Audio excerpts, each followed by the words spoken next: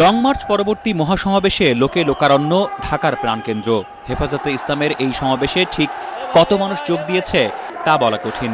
তবে এতটুকু বলা যায়, সমাবেশ শুরুর অনেক আগেই তিল ধরনের ঠাঁই ছিল না পুরো মতিঝিল এলাকায়। সমাবেশের জনসমাগম শাপলা চত্বর থেকে শুরু হয়ে তা ছাড়িয়ে যায় বাইতুল মোকাররম, রাজারবাগ আর দক্ষিণের টিকাটুলি মোড়। সাম্প্রতিক সময়ে দেশের সবচেয়ে বড় এই সমাবেশের শুরুতেই বক্তব্য রাখেন হেফাজতে ইসলামের বিভিন্ন স্তরের নেতাকর্মীরা। এ সময় তারা দাবি করেন, ইসলাম ও মহানবী হজরত মুহাম্মদ সাল্লাল্লাহু আলাইহি ওয়াসাল্লামকে অবমাননা করেছে শাহবাগের তরুণরা, আর তাই যে কোনো মূল্যে তাদের কঠোর শাস্তি নিশ্চিত করতে হবে। নাস্তিক মুরতাদদেরকে ফাঁসির মঞ্চে ঝুলিয়ে ছাড়বই ছাড়ব ইনশাআল্লাহ।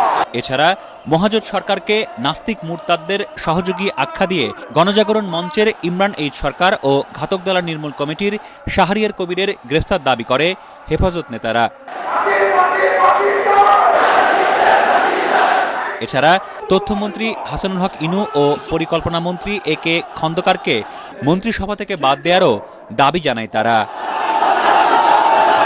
যত নাস্তিকবাদী, ধর্মবিরোধী, রাসূলের অবমাননাকারী আছে, তাদের মৃত্যুদণ্ডের বিধান রেখে সংসদে আইন পাস করতে হবে।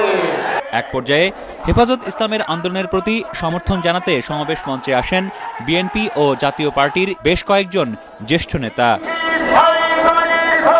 দুপুরের পর সমাবেশস্থলে আসেন আল্লামা আহমদ শফি। এর কিছুক্ষণ পরেই তুলে ধরা হয় হেফাজতে ইসলামের 13 দফা ঘোষণাপত্র।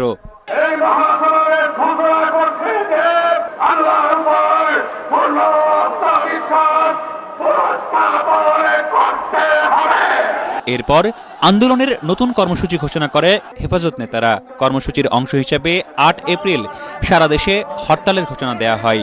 এছাড়া সারা দেশের বিভিন্ন জেলা শহরে সমাবেশের ঘোষণা দিয়ে 30 এপ্রিলের মধ্যে দাবি আদায় না হলে 5 মে ঢাকা অবরোধের ঘোষণা দেয় সংগঠনটি।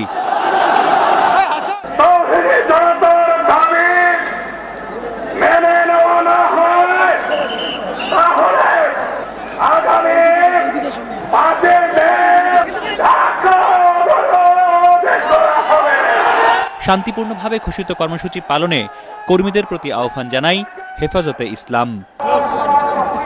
সারা দেশে ব্যাপক উদ্বেগ আর উৎকণ্ঠা থাকলেও অনেকটাই শান্তিপূর্ণভাবে শেষ হলো হেফাজতে ইসলামের লং মার্চ কর্মসূচি। এই কর্মসূচিতে ঘোষণা করা হয়েছে আরও নতুন কিছু কর্মসূচি। এই কর্মসূচি আর এই সমাবেশ আগামীতে বাংলাদেশের রাজনীতিতে কতটা প্রভাব বিস্তার করে, কতটা নিয়ামকের ভূমিকা পালন করে, তা দেখার জন্য আমাদেরকে অপেক্ষা করতে হবে আরও বেশ কিছুদিন। রাহাত মিনহাজ, এটিএন বাংলা, ঢাকা।